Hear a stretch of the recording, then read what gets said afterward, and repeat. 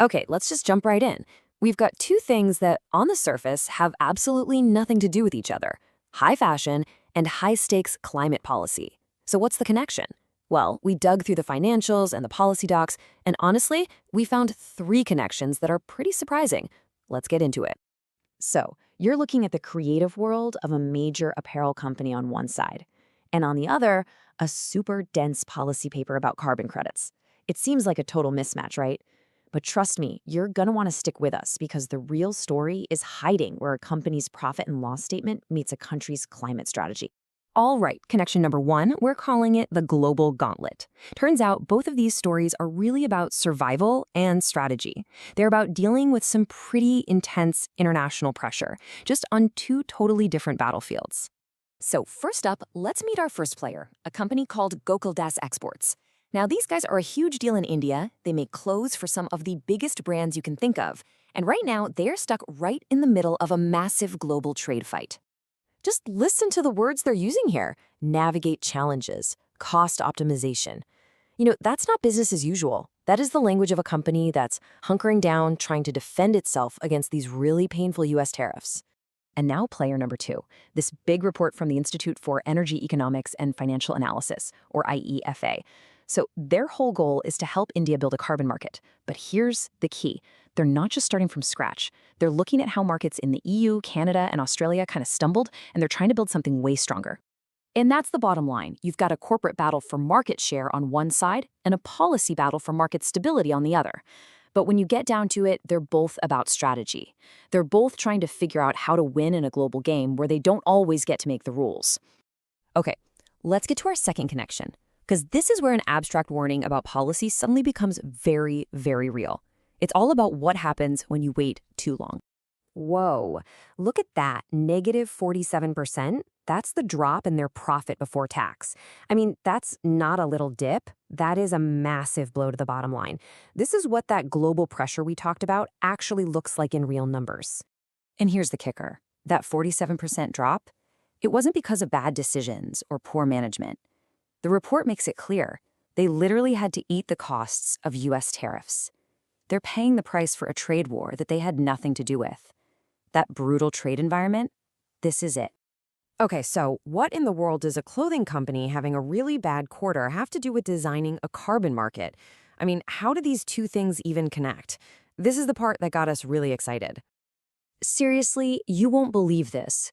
As we were reading through this dense climate report, it felt like the authors were staring right at the Gokaldas financial statement. It's like they're warning about this exact kind of economic pain, but for the entire country.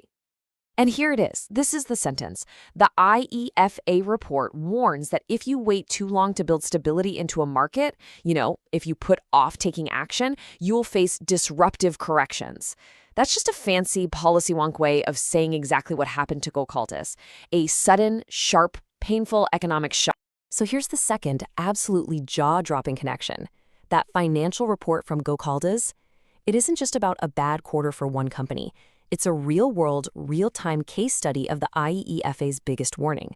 The company is literally living through the disruptive correction that the policy paper is trying to help the entire country avoid. But look, this isn't just a story about reacting to bad news. Our third connection is all about the future. It's about how both of these sources are actually creating these ambitious blueprints. They're not just trying to survive. They're making plans to win. So check out Gokaldas's game plan. They're not just sitting around. Nope. They're investing in their own supply chain so they can control costs. They're getting hyper-focused on productivity. And this is smart, they're going after new markets, like the UK, where new trade deals give them this huge 12% advantage. This is a company on the attack. And you see, this is bigger than just saving one company.